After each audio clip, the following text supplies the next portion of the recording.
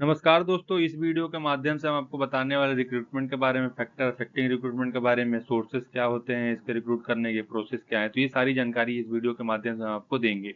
तो चलिए वीडियो को शुरू करते हैं। सबसे पहले जानते हैं रिक्रूटमेंट क्या होता है। रिक्रूटमेंट का मतलब होता है किसी भी इंसान को हायर करना, किसी भी नए एम्प्लॉय को अपने ऑर्गेनाइजेशन में ले आना काम करने के लिए। ठीक है।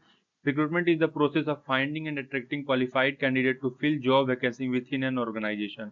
एक ऐसा प्रोसेस है, रिक्रूटमेंट एक ऐसा प्रोसेस है जिसमें हम किसी भी कंपनी के लिए किसी एम्प्लॉय को या कैंडिडेट को फाइंड करते हैं, उसको हायर करते हैं और उसको अपने जॉब पे रखते हैं। ठीक है।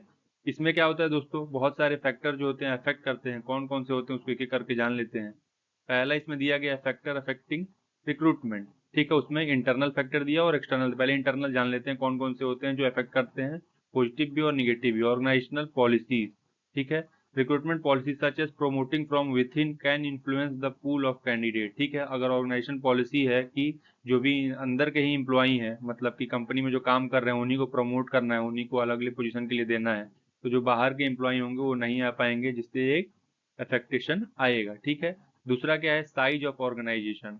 लार्जर ऑर्गेनाइजेशन में have more resources and wider reach in attracting candidate compare to smaller organization. जो बड़े बड़े ऑर्गेनाइजेशन है और काफी फेमस ऑर्गेनाइजेशन है, वो ज्यादातर एम्प्लॉय हायर करते हैं एज कम्पेयर टू आपके लोअर और स्मॉलर ऑर्गेनाइजेशन। ठीक है, तो ये भी एक अफेक्ट करता है। ठीक है। Growth and expansion. ठीक है, company expanding rapidly may have higher demand for new employ attracting urgency and scale of requirement effort. ठीक है, अगर कभी कभी क्या होता है ना दोस्तों की कंपनी को इमरजेंसी में एम्प्लॉय चाहिए होते हैं उसके ग्रोथ के लिए। ठीक है, उसको बढ़ाने के लिए, तो जाहिर सी बात है ज्यादा से ज्यादा एम्प्लॉय उनको हायर करना पड़ता है। तो ये भी एक फैक्टर है जो कि अफेक्ट करता है किसको, रिक्रूटमेंट को, कि नहीं मिले हो सके या मिल भी गए तो खराब मिल गए। ठीक है। Company reputation. An organization with a strong employer brand and positive work environment is more likely to attract top talent. Company का रेपुटेशन अच्छा होगा तो जाहिर सी बात है हायरिंग के समय अच्छे अच्छे टैलेंट आएंगे कंपनी में। ठीक है। और खराब होगा तो नहीं आएंगे। तो ये भी एक फैक्टर आपको देखने को मिलेगा। ठीक है। वर्क कंडीशन एंड कंपनसेशन, ये सबसे मेन चीज होता है दोस्तों प्राइवेट कंपनी में अगर कोई भी काम कर रहा है तो। ठीक है। Competitive salary benefit and favourable work condition can attract more qualified candidate. अगर जैसे मेरे को पता है कि रिलायंस में अच्छा पैकेज मिलता है या अडानी में अच्छा पैकेज मिलता है, काम मेरे को कम करना पड़ता है, कल्चर वहाँ का अच्छा है, तो जाहिर सी बात मैं वहाँ जाऊँगा। अगर मेरे को पता चलेगा किसी कंपनी में ज़्यादा ओवरलोड है, जैसे कि हर एक प्राइवेट कंपनी में होता है दोस्तों, सैलरी देते हैं 10,000 और काम लेते हैं 15,000 का, 20,000 का, 50,000 का। ठीक है, जो कि पॉसिबल नहीं होता है। तो इस कंडीशन में भी ये अफेक्ट करता है। तो ये तो कुछ फैक्टर थे इंटरनली जो अफेक्ट करते। ठीक है, क्योंकि आप चाह रहे थे कि आपके जो प्रमोट हो जाए जो एम्प्लॉय पहले से हैं। एक्सटर्नल फैक्टर कौन कौन से हो सकते हैं उसको भी जान लेते हैं। Labour market condition. ठीक है, the availability of skill worker in the labour market can affect requirement. ठीक है। इसमें क्या सीन दिया गया है दोस्तों की, लेबर मार्केट में कैसे एम्प्लॉय अवेलेबल है। सपोज दैट जिस स्किल के लिए आप ढूंढ रहे हो वो स्किल के लिए एम्प्लॉय अवेलेबल तो है लेकिन उनकी सैलरी ज़्यादा है।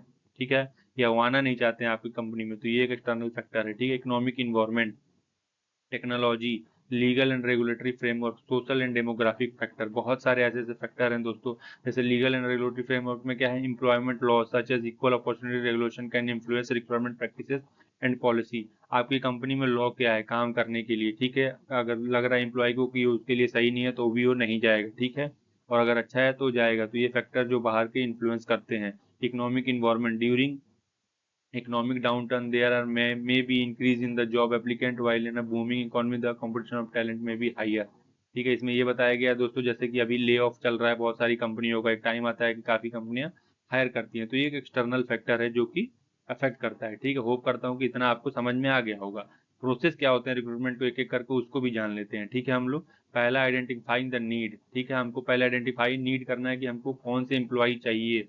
ठीक है, किस स्किल के एम्प्लॉय की हमको नीड है। ठीक है, यहाँ पे क्या लिखा है मैंने, determine the need for a new hire by analyzing the job recruitment including duty responsibility and the skill needed. हमको सबसे पहले नीड फाइंड करना है कि हमको किसको हायर करना है। ठीक है, किस टाइप ऑफ पीपल को किस ड्यूटी के लिए हायर करना है, उनकी रिस्पॉन्सिबिलिटी क्या होगी, उनके अंदर कौन कौन से स्किल होने चाहिए। उसके बाद हमको क्या करना है, पता चल जाएगा कि हमको इस टाइप के एम्प्लॉय को हायर करना है। उसके बाद हमको क्या करना है, preparing the job description and specification. उसमें हमको उनको बताना है कि आपको क्लियरली आपका रोल डिफाइन किया जाएगा, कैसे कैसे काम करना है, आपकी स्किल क्या होनी चाहिए, सारी चीज आपको पहले प्रिपेयर कर लेनी। सबसे पहले क्या करना है कि हमको आइडेंटिफाई करना है कि कौन चाहिए। जैसे कि गवर्नमेंट जॉब की वैकेंसी आती है तो वो लोग जैसे स्टेनो की निकालते हैं, कभी कभी और इसकी निकालते हैं, क्या नाम है, कांस्टेबल की निकालते हैं। तो उनको पता होता है कि हमको कांस्टेबल चाहिए, तो कांस्टेबल की जो जॉब डिस्क्रिप्शन होगा, मतलब उनके जो काम होंगे उनके स्किल होंगे उसको भी यहाँ पे बताना, ठीक है। तो हो गया दूसरा preparing job description and specification.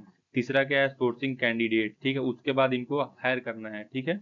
मतलब अपने लिए अप्लीकेंट निकालना अलग अलग न्यूज मैगजीन वगैरह में। Decide on the source to use to attracting candidate internal external online job border.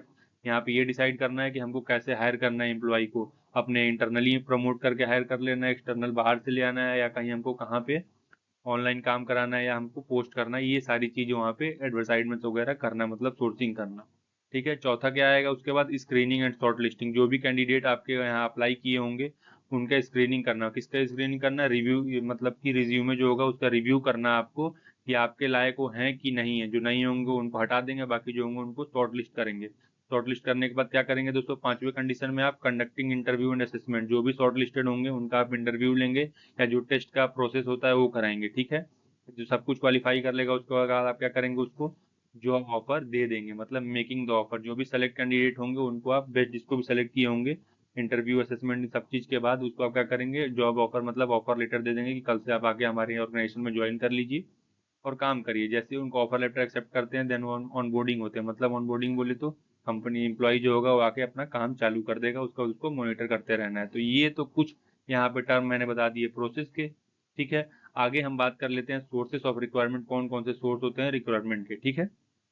एक एक करके वो भी जान लेते हैं। एक्सटर्नल और इंटरनल सोर्स है, उसको जानते हैं। इंटरनल सोर्स में प्रमोशन कर देना किसी भी एम्प्लॉय का, किसी एम्प्लॉय का ट्रांसफर करके एक पोजीशन से दूसरी पोजीशन पे ले आना, मतलब कंपनी में इधर उधर कर देना। एम्प्लॉय रेफरल से, अगर कोई एम्प्लॉय है उसका कोई रेफरल है उससे भी हम हायर कर सकते हैं।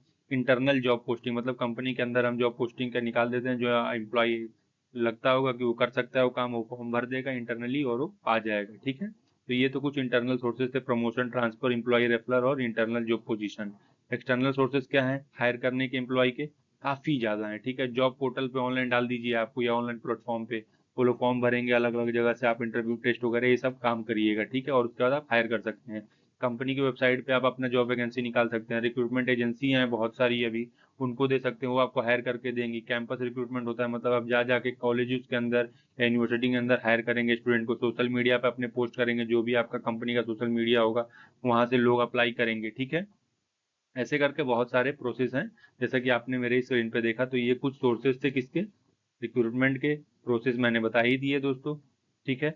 होप करता हूँ कि हर चीज़ आपको प्रोसेस बाय प्रोसेस समझ में आ गई होगी, मतलब स्टेप बाय स्टेप। अगर कोई प्रॉब्लम हो तो आप हमें कमेंट करिए, हम आपको गाइड कर देंगे। मिलते हैं अगली वीडियो में, तब तक के लिए जय हिंद।